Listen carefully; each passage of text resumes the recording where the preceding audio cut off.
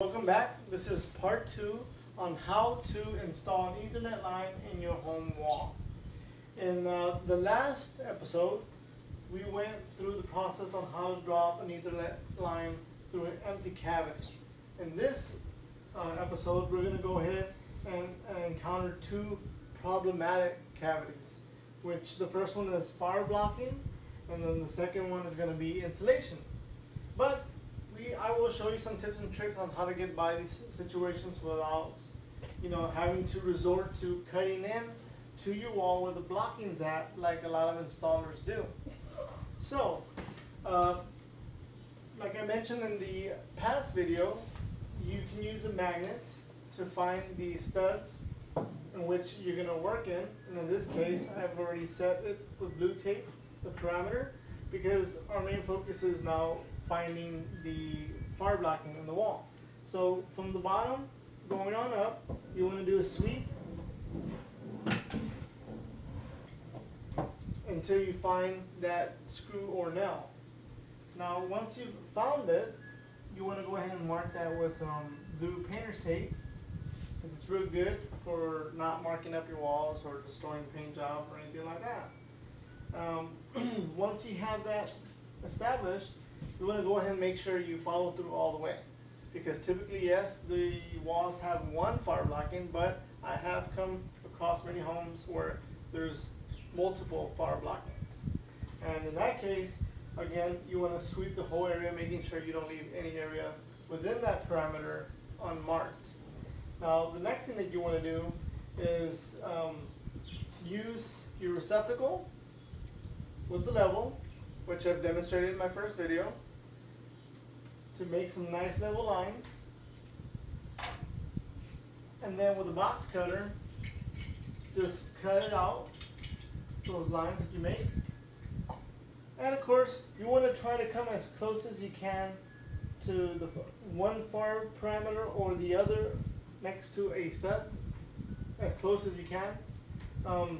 That'll help, especially when it comes to fire blocking, when it comes to guiding down your instruments to get to where you need with the most minimal issues. Again, to avoid having to cut into your drywall. So, now that we have that, once you have your fire blocking measured out or taped, you want to measure the distance from the top coming down where it is. In this instance, let's just say that it's 4 foot. Your fire blocking was 4 foot from the top. So now you know that you're going to need a drill bit that's going to get you down there. And my drill bit of choice or extensions is the Greenlee 24-inch drill bit extension. And what I like about these is that you can build them up together. Unlike other drill bits that are one solid shaft with the drill bit fixed onto it permanently, those will wear out. You have to toss out the whole thing. In this situation, you can buy these. They're typically about $30 more or less on Amazon. And it's nice because you get to use just what you need or add on as you go. And each of these are 24 inches. We had our fire block, at about 48 inches.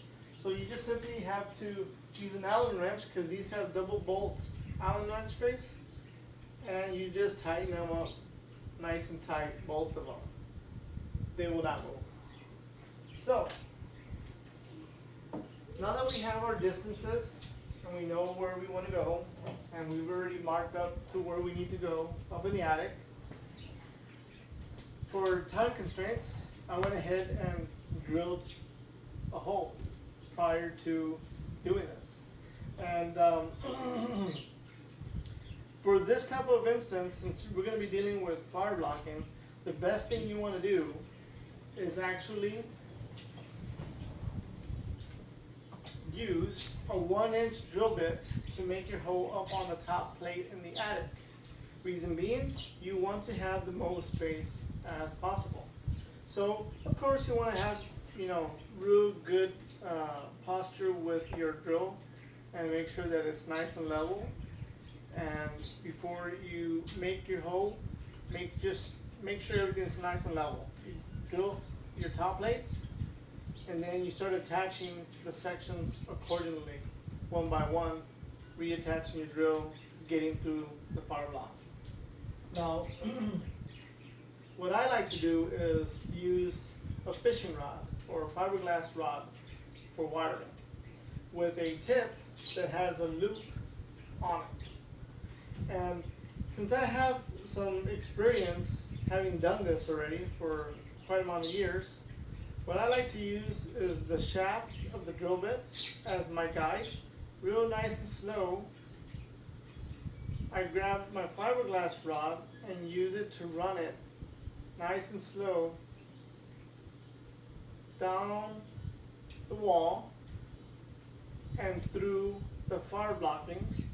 And of course, I've had a lot of experience with this, so it's easy for me.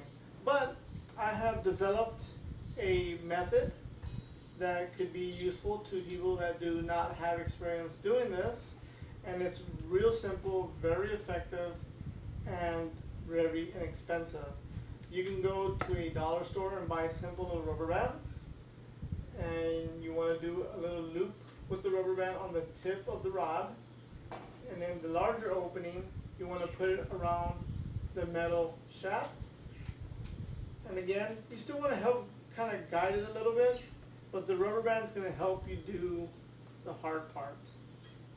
To keep it nice and steady, just take your time. Don't rush the rubber band more than it needs to. You can feel the pressure as you're going through.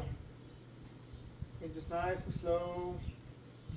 You're going to get to that destination. It's a guarantee. I've done it many, many times. I've suggested to people that do not have experience, and they've been able to accomplish this task. And again, most importantly, once you hit the bottom, you've realized that, hey, I did not have to make any holes in my wall. Like I mentioned before, many installers have just gone crazy making holes, trying to get around the fire block. Not necessary. So as you can see, I guided myself with a stud in the beginning, and then when I was up on the top plate, I guided myself by the stud by looking for the indicators, which were the nails up on top. Now, I'm right there where I need to be. I can just simply reach in, grab the rod, and there you go. With a little loop facing out, and then you get your communication line of preference. In this case, I'm going to be using the Cat 5e, and I get some simple shears just to score the jacket of the cable, just enough to peel back the jacket and expose the wires. And in this case, they have 4 pairs, and you want to snap off 2 of them. Real simple. You want it long enough to where you can bend it over. And basically what you're going to do is you're going to loop it through and then start tying it off to itself, as I'm going to do in just a minute. So you loop it through halfway, and the wire itself, you can loop it around over and over the bottom half. And you don't need any tape to do this. A lot of people would just waste a whole bunch of tape when you can just use the line itself. When you go up to the attic, your rubber band is more than likely going to come out too, and your line is going to come out as well. Once you get it up there, just a real quick snap, done, and you take your line to where you need it. Now, we're going to attack a wall that has insulation. Again, you mark your parameters, and from my experience, I like to choose a spot that's right in the center of the parameters of the studs.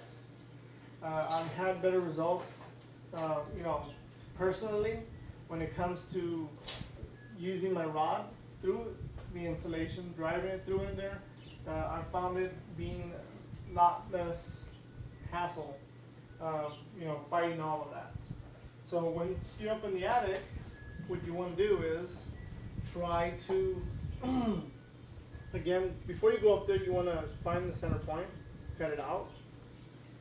And then when you get to the top, you find the center point of your studs, again, chasing those indicators, those nails, right in the middle. So you have to keep in mind where is your wall when you're up there at all times. And as you insert the rod, you want to promptly find your drywall, and you can hear it real clearly. And just easy does it, just slip it right through. You're going to get it down there. So once you already feel that you hit something, you come down, and sure enough, it's right there at your hole. Pull it out, connect your Ethernet line, and the same way you fish it out once you get into the attic, and that's how you can get past fire blocking and insulation in a breeze. And that basically concludes today's video on how to install an Ethernet line through these difficult areas in your wall, which is the fire blocking and insulation. So thanks for watching. I hope you found my video informative and enjoyable. If you did, please be sure to leave a like and consider subscribing to my channel. Also, feel free to leave a comment below if you have any suggestions on what you would like to see in the future. I would also like to take time now to give a special thanks to our sponsor that made this possible today, Gorilla Shaved Ice, voted best shaved ice in the Alamo City. You can follow them on Facebook and Instagram. And thanks again for watching, and stay tuned for the next video.